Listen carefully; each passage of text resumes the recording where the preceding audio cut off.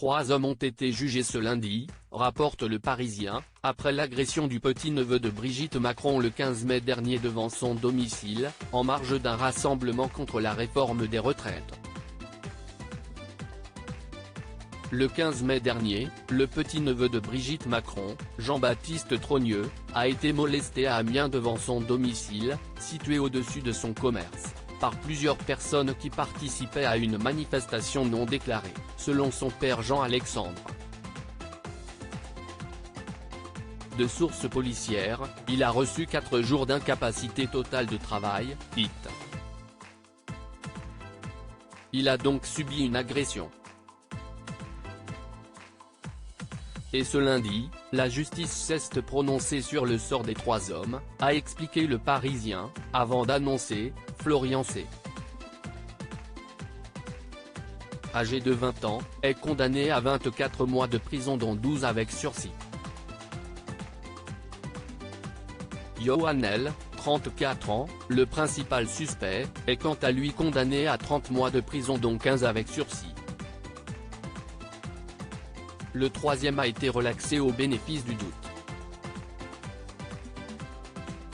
Le ministère public avait requis jusqu'à 3 ans de prison ferme. Les 3 individus mis en cause sont âgés de 20 ans, 22 ans et 34 ans, et ont tous les 3 des profils de marginaux. Ils devaient initialement être jugés en comparution immédiate le 17 mai, 2 jours après les faits, pour violence en réunion.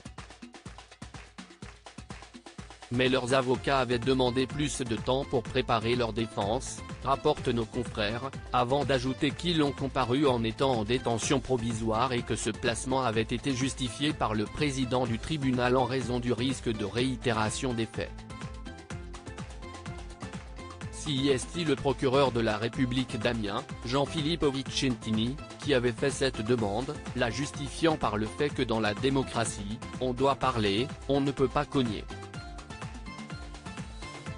D'après son avocat Franck Delahousse, Jean-Baptiste Trogneux voulait défendre la vitrine de son magasin, déjà visée à plusieurs reprises.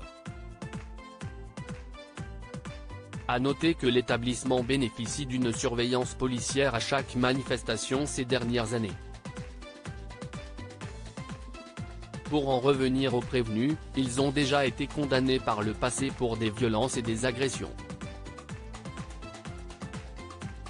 On apprend également que le plus jeune, Florian C., est illettré, et que le plus âgé, Yohann L., est sous curatelle.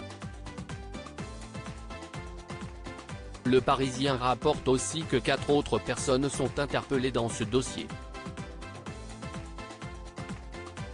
Elles avaient été relâchées après leur garde à vue. Une adolescente de 16 ans, également poursuivie, doit notamment être jugée ultérieurement par un juge des enfants. À noter que cette affaire n'avait pas manqué de faire parler.